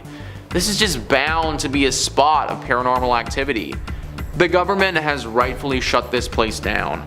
Unless you're a professional ghost hunter, you should not be visiting Poviglia. In 5th place, we have the Bija Thomas Octagon House. Mr. Thomas was a rather wealthy man who owned a farm, several textile factories, and also dabbled in land surveying. He just couldn't keep himself out of monetary debt, and therefore there are several court records bearing his name, which outline some of his personal assets. Among his personal assets were 12 servants. It is rumored locally that he not only mistreated them horribly, he killed some of them on the property and inside the house. Now, after the passing of Mr. Thomas and his wife, and after the house had passed through the hands of his many children at some point, in the early 1900s, the house became a residence again. Now, during this time, it was apparently difficult to keep any one person in the house for any length of time due to the haunted nature. According to the documentation on this property, no one actually lived in the house any later than the late 1930s. During the 50s, the house became just another building used for storage before being condemned sometime in the late 60s, early 70s. Witnesses say the house is haunted, especially in the dark room or storage room. Apparitions of shackled, injured servants and red fluids dripping down the walls have been reported, along with a feeling of being cold in the storage room. In 4th place, we have the Abbey of the Black Hag, locally known as St. Catherine's Abbey or simply as Old Abbey. It's located roughly 2 miles east of the village of Shanagolden in the townland of Old Abbey, one of the earliest recorded nunneries in Ireland, with its first official record being around 1298. It was built on land donated by John Fitzthomas and has the typical layout for abbeys of its time, with the dining halls, cells, isolated meditation areas, and other rooms still being able to be identified amongst the ruins today. Now, during the 15th century, there was a major battle for supremacy in the area between the Earl Fitzgerald and the prestigious Butler family, of which the Earldom of Ormond belonged. It got to such an extent that the local bishop was known to pray for peace between the families at masses. During one of the nightly attacks, Earl Fitzgerald attempted to get his wife to safety, but as he was pulling her onto his horse, an arrow pierced her thigh, shattering the bone and spraying red bodily fluids. As he rode on, the Countess appeared to have succumbed to her injury, leading the Earl to seek sanctuary at St. Catherine's. The heartbroken man was certain his wife had passed, so he swiftly buried her beneath the altar and continued elsewhere to find safety. As the night went on, the nuns and residents began to hear hair-raising screams and made the decision to rebury the Countess in hopes of bringing her peace. When they dug up the body, they discovered that her fingers were broken and her nails had been torn off. The poor woman had been buried alive, with a very slow and torturous end of her life. To this day, it is believed that the Countess has been unable to find peace and continues to scream in anguish, waiting for her husband to save her from a fate truly worse than death. Now, moving slightly ahead in time, we come to the Black Nun herself. Described as one in the order that wasn't content with being humble, helping others over herself, and the servitude to God, she instead craved power. The Hag had her own cell, where she worshipped Satan and performed black magic, becoming a slave to the occult. Now, this was the highest form of blasphemy in the church, and the other nuns in the order fled the abbey, while the Hag remained in her, well, now House of Darkness.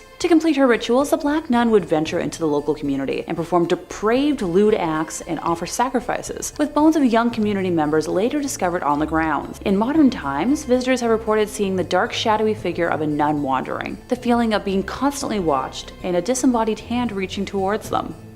It has been reported that flashlights cannot function in the nun's cell, and modern batteries drain way too quickly to have any sort of rational explanation. Now, in third place, we have the Vampire of Highgate Cemetery. In 1967, two teenage girls were walking home along the nearby Swains Lane, claimed to have witnessed the dead rising from their graves by the cemetery's north gate. Another teenager had been awoken one night with something cold and clinging on her hand, which left prominent marks the next morning, while reports circulated of a tall man in a hat walking the area, before melting through the cemetery's walls. On Halloween night of 1968, a group of teenagers interested in the occult visited Tottenham Park Cemetery at a time when it was being regularly vandalized by intruders. According to a report in the London Evening News, on November 2nd, the teens arranged flowers taken from graves in circular patterns, with arrows of blooms pointing to a new grave, which was uncovered. A coffin was opened and the body inside disturbed, but their most macabre act was driving an iron stake in the form of a cross through the lid and into the chest of the corpse. In a letter to the Hampstead and Highgate Express on February 6th of 1970, David Farrant wrote that when passing Highgate Cemetery on Christmas Eve of 1969, he had glimpsed a gray figure, which he had considered to be supernatural, and asked if others had seen anything similar. Sean Manchester claimed David's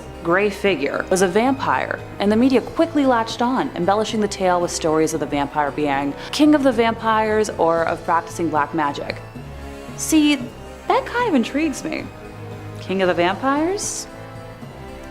I'd be on the first flight to meet him. A rivalry grew between David and Sean, with each claiming that he could and would expel or destroy the specter. Sean declared that he would hold an exorcism on Friday the 13th of March, which, hey, that's a pretty good spooky date for that sort of thing. ITV conducted interviews with both men and others who claimed to have seen supernatural figures in the cemetery, which were transmitted early on the evening of the 13th, and within 2 hours, a mob of hunters from all over London and beyond swarmed over the gates and walls into the locked cemetery, despite police efforts to control them. Now, a couple of months later, on the 1st of August, the charred and headless remains of a woman's body were found, not too far from the catacomb, believed to have been used in a black magic ritual. David was found by police in the churchyard beside the cemetery one night in August, carrying a crucifix and a wooden stake. He was arrested, but when the case came to court, it was dismissed. Now, there was more publicity about David and Sean when rumors spread that they would meet in a magician's duel on Parliament Hill on Friday the 13th of April in 1973, which never occurred.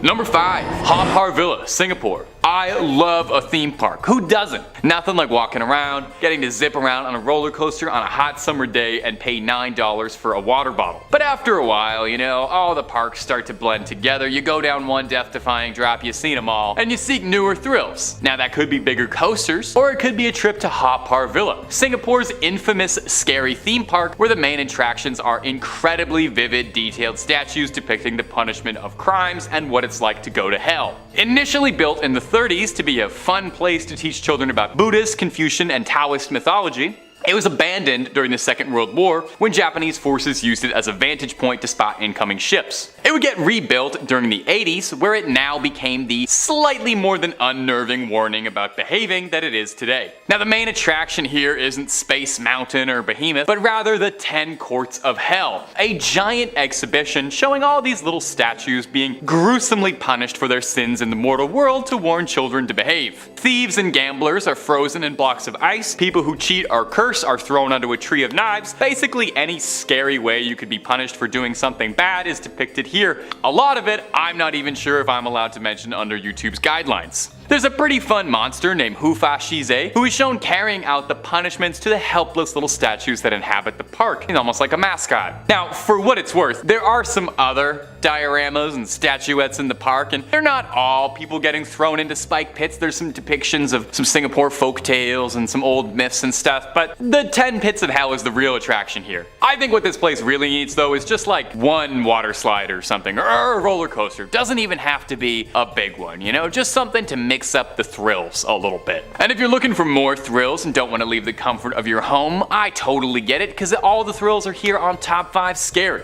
We've got just about everything scary or freaky under the sun, anything you can think of: cryptids, aliens, true crime, conspiracies, fake crime. We've got all of it and more. So click on through, subscribe, stay scared, but stay watching this video, okay? We worked hard on it. Number 4. The Door to Hell, Derwez, Turkmenistan. Coming in at our next entry is all the way in Turkmenistan, Derwez, referred colloquially as the Door to Hell. So, you know, that's kind of the vibe we're going for here. This unintentionally terrifying tourist destination is a collapsed natural gas field that's been perpetually burning for the last 50 years, and whoa, does it make quite a postcard. They say the candle that burns twice as bright lasts half as long, but this thing is burning pretty bright, and it's been burning for a sincerely long time, so who's to say how accurate that aphorism is? The exact origins of the Door to Hell are unknown, as the area is a bit remote and nobody really knows when it started. To quote the philosopher William Joel, it's always been burning since the world was turning. Now there have been some attempts to extinguish this mighty flame, but it is a little more difficult than just tossing a bucket of water over it, as the toxic fumes gushing out of it make it difficult to even get close to it, and that's before talking about just how incredibly hot a giant pit of burning fire and gas is. Only one person has ever descended inside the pit, and he needed to be equipped with a heat-resistant suit as well as a Kevlar harness. He wasn't just going in there. Interestingly, on this expedition, he discovered that there were microbial life forms existing down inside the pit, which could be proof of some tiny little demons. Now, I'll leave you with this one last fun little tidbit about the crater. Many first-hand accounts of visitors, campers, and tourists to the pit have reported that they have seen hordes of spiders en masse sacrificing themselves into the crater, all walking in and burning alive instantly. Now, it's definitely possible that the spiders are just drawn to the bright light in the middle of an otherwise fairly dark desert, but when a mass of spiders are all sacrificing themselves ritualistically into a giant pit of fire called the Gates of Hell, I'm not really sure how much scientific explanations mean to me anymore. Anyway, I just thought you'd enjoy that mental image, and I thought you'd enjoy never sleeping again thinking about that. Number 5 on this list is Heard Island. Heard Island is actually part of Australia, even though it is super far away from Australia. The travel says one of the most remote territories in the world. Heard Island is considered an Australian territory, even though it's located between Madagascar and Antarctica. It's home to a wide range of animals such as seals, penguins, and marine birds, as well as more than 40 glaciers. There were a few reasons for closing the island to the public. First, in 2000, researchers noticed a huge lava flow coming from the island's massive volcano called Mawson's Peak. Second, Heard Island is known for its poor weather conditions. And third, it's too remote to be safe. Judge it by yourself, it's located in a minimum 2-week sail to the closest major landmass. So yeah, there are obviously tons of reasons not to go to this place and very few reasons to actually go. And the few reasons to actually go, it would be pretty cool to go to a place that's totally remote like this. There'd be a lot of penguins and seals and stuff, and for about a solid half hour you would think it's pretty cool. After that half hour though, I don't think that you'd be about it. The weather is horrible here and it's going to be extremely cold, so you could easily get swept up in a bad storm that would make it impossible to leave the island. This is also one of the better case scenarios because alternatively you could have the volcano erupt. On the bright side, you wouldn't be cold anymore if that happened, but you'd also be very dead. I also looked at some pictures of this place online, and honestly guys, there really isn't that much to it. Like, if the place was like picturesque and there was beautiful stuff here, then I could see an argument for it, but that's actually just not the case. Like, it's kind of just a small plot of land in the middle of nowhere. And even by looking at the photos, I felt like I was getting cold. The island is banned for a reason, so stay away guys. Number 4 on this list is Monkey Island. As far as islands packed with animals, you're going to see that this isn't actually the scariest one on the list, but still, it's pretty dangerous. The travel says a colony of approximately 4,000 rhesus monkeys live on Morgan Island, South Carolina, due to which it was nicknamed as Monkey Island. But despite what you might think, the population of primates isn't native to the island. They were relocated there from Puerto Rico due to the spreading of herpes virus B infection. Before it happened, the island was uninhabited. These days, people are prohibited by law to visit the island for their own safety as well as the safety of the monkeys. Only a handful of researchers from the National Institute of Allergy and Infectious Diseases can go there. So herpes virus B is very dangerous, guys. A lot of people think herpes and think of cold sores and, well, not a major deal, but herpes virus B, that is a very rare infection that can lead to permanent brain damage or death if you don't seek doctor's help immediately. So basically, this island is filled with a bunch of monkeys who, by themselves, could be very dangerous because they could attack us at any time, but also a lot of these monkeys happen to carry a very dangerous infection. So for good reason, the government has completely banned people from going. If you care about your health and safety, you should listen to them. Number 3 on this list is Snake Island. So we had Monkey Island, now this is Snake Island. Just the name Snake Island sounds scary as hell. Sounds like something that you'd hear about in a Scooby-Doo novel, let alone in real life. AZ Animals says, Ilha da Quimera Grande is home to Bothrops insularis. It's also known as the golden lancehead viper. This snake is a relative of the mainland's deadliest snake, the fer de lance. This snake is very noteworthy because it exists only on Snake Island. There's no other place on Earth that you can find this animal. The prevailing theory is that this species became trapped on the island after the last ice age ended over 11,000 years ago. Rising seawater immersed the land, connecting Snake Island to the mainland. The golden lancehead is very distinct. The snake has a light yellow and light brown color, especially on its underside. Also, this snake shares the same unique head as the fer de lance, a long head with a point at the nose that resembles a lance's blade. The golden lancehead snake is one of the most venomous snakes in South America.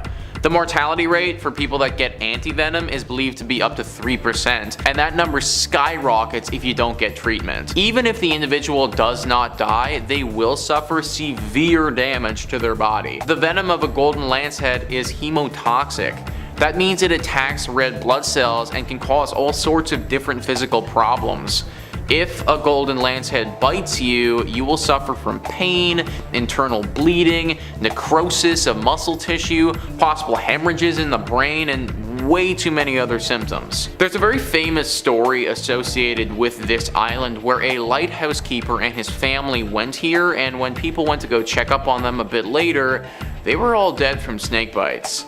Then a few other people tried to go here and they all died from snake bites too. Apparently this island is so dense with snakes that wherever you go, you have a high chance of getting bit. For people's safety, they obviously had to shut it down to the public. Now, in second place, we have Michael Taylor's home in West Yorkshire. In 1974, Michael's wife, Christine, stated to a Christian fellowship group to which they both belonged that his relationship with the leader of the group, Marie Robinson, was carnal in nature. Michael admitted that he felt evil within him and eventually attacked Marie verbally, who screamed back at him. Now, during the next meeting, he received an absolution, but his behavior continued to become more erratic. As a result, the local vicar called in other ministers experienced in the deliverance of preparation to cast out the demons residing within the man. The exorcism, which occurred between the 5th and 6th of October 1974 at St. Thomas's Church in Gobber, was led by Father Peter Vincent, the Anglican priest of St. Thomas's, and was aided by a Methodist clergyman, the Reverend Raymond Smith. According to Bill Ellis, an authority on folklore and the occult in contemporary culture, the exorcists believed that they had, in an all-night ceremony, invoked and cast out at least 40 demons, including those of incest, bestiality, blasphemy, and lewdness. In the end, exhausted, they allowed Taylor to go home, although they felt that at least 3 demons were still left in him. While at home, Taylor brutally ended his wife Christine by attacking her with his bare hands, tearing her eyes and tongue out, and almost tearing her face off. At his trial in March, Taylor was acquitted on the grounds of insanity. He was sent to Broadmoor Hospital for 2 years, and then spent another 2 years in a secure ward in Bradford before being released. In first place, we have the Bell Witch in Tennessee. In the early 1800s, John Bell moved his family from North Carolina to the Red River Bottomland in Robertson County, Tennessee, settling in the community that later became the present-day Adams, Tennessee. One day in 1817, John was inspecting his cornfield when he encountered a strange-looking animal sitting in the middle of a corn row. Describing it as having the body of a dog and the head of a rabbit, John fired several times at the being in shock when the animal simply vanished. He thought nothing more of the incident until later that night when the family began hearing thumping sounds outside the walls of their log home. The mysterious sounds continued each night, always growing louder and more forceful. In the weeks that followed, the Bell children began waking up frightened, complaining that rats were gnawing at their bedposts, their bed covers were pulled from them, and their pillows tossed onto the floor by an invisible entity. As time went on, the Bells began hearing faint whispering voices, which were too weak to completely understand, but sounded like a feeble old woman singing hymns. The encounters escalated, and the Bells' youngest daughter, Betsy, began experiencing brutal encounters with this invisible entity. It would pull her hair and slap her relentlessly, often leaving welts and handprints on her face and body. The family had kept the disturbances a secret until that point in time, but this led to them sharing their story with their neighbor, James Johnston. Now, skeptical at first, and I can't say I blame him, James and his wife spent the night at the Bell home. Things began peacefully, but once they retired for the evening, they were subjected to the same terrifying disturbances that the Bells had been experiencing. After their bed covers were yanked off and James was slapped, he sprang out of bed, exclaiming, "In the name of the Lord, who are you and what do you want?" The entity didn't respond for the rest of the night, so it was pretty peaceful for them. Now, the next morning he explained to the Bells that the culprit was likely an evil spirit, kind that the Bible talks about. The entity's voice strengthened over time and became loud and unmistakable. It sang hymns, quoted scripture, carried on intelligent conversations, and once even quoted, word for word, 2 sermons that were preached at the same time on the same day, but 13 miles apart. Word of the supernatural phenomena soon spread outside the settlement, even to Nashville. Then Major General Andrew Jackson became interested in the so-called Bell Witch in 1819, decided to visit the home to investigate. As Andrew's entourage, made up of several men, well-groomed horses, and a large wagon approached the Bell property, the wagon jolted to a sudden stop. It had become stuck in a muddy creek bed, and the horses were unable to pull it. Well, at least that was what the men thought. After several minutes of cursing and trying to coax the horses into pulling the wagon, Jackson proclaimed, "By the eternal boys, that must be the Bell Witch!" And suddenly, a disembodied woman's voice told them that they could proceed, and she would see them again later that evening. You know, totally not ominous at all. They were then able to proceed across the property, up the lane, and to the Bell home. Now that night, one of the men claimed to be a witch tamer, saying his silver bullets would end any evil spirit they came into contact with, and the entity would fear him. Now, as your friendly narrator, I can see where this is going. Can you? So immediately after that stupid comment, the man screamed and began jerking his body in different directions, complaining that he was being stuck with pins and hurt severely. A strong, swift kick to the man's, lower area from an invisible foot sent him out the door. To the shock and surprise of no one, the entity was angry and announced that there was another fraud in the group, but she'd wait until the next night to identify him. Now terrified out of their minds, Andrew's men begged to leave the Bell farm. He insisted on staying. He wanted to know who the other fraud was. Now what happened after that isn't super clear, but Andrew and his entourage were spotted in nearby Springfield early the next morning, going back to Nashville. He later proclaimed, "I would rather fight the British at New Orleans than fight the Bell Witch." The entity continued to express disdain for John Bell, relentlessly vowing to end him. Now John had been been experiencing episodes of twitching in his face and difficulty swallowing for almost a year, and it grew worse with time. By the fall of 1820, his declining health had confined him to the house, where the malicious entity continuously removed his shoes when he tried to walk, and slapped his face when he recovered from his numerous seizures. Her shrill voice was heard all over the farm, cursing and chastising Old Jack Bell, which was the nickname she had given him. John Bell breathed his last breath on the morning of December 20th, 1820, after slipping into a coma the day before. Now, immediately after his passing, his family found a vial of strange black liquid in the cupboard. John Jr. stupidly sprinkled 2 drops onto the cat's tongue. The cat jumped into the air, rolled over in midair, and had passed before it hit the floor. The entity then exclaimed, "I gave old Jack a big dose of that last night, which fixed him." John Jr. then tossed the mysterious vial into the fireplace, where it burst into a bright blue flame and shot up the chimney. Now, over time, young Betsy Bell became interested in Joshua Gardner, a young man who lived nearby, and with the blessings of their parents, they decided to marry. Everyone was happy about their engagement. Well, almost. The evil, mysterious entity became furious and repeatedly ordered Betsy not to marry Joshua. The young couple couldn't frequent the river, the fields, or the cave to play without the entity nagging them. The constant pressure was more than Betsy could handle, and on Easter Monday of 1821, she met Joshua at the river and broke off the engagement. Shortly after that, the entity visited her mom, Lucy, and told her that it was leaving, but it would return in 7 years. And the entity returned in 1828, as promised. Now, most of the 3-week return visit centered on John Jr., making predictions of the future. The entity that tormented the Bell family and the Red River settlement almost 200 years ago is often blamed for the unexplainable manifestations that occurred near the old Bell farm today. The faint sounds of people talking and children playing can sometimes be heard in the area, and it's not uncommon to see candlelights dance throughout the fields late at night. Photography is especially difficult. Some pictures taken in the area show mist, orbs of light, and other phenomena, including human-like figures who were not present when the pictures were taken. The cause of the Bell family's torment 200 years ago, along with today's continued phenomena in the area, remain a mystery. Numerous theories have all been put forth, but have also all been debunked. Most researchers agree that something had to have caused the incidents at Red River in the early 1800s that gave rise to the Bell Witch legend as we know it today.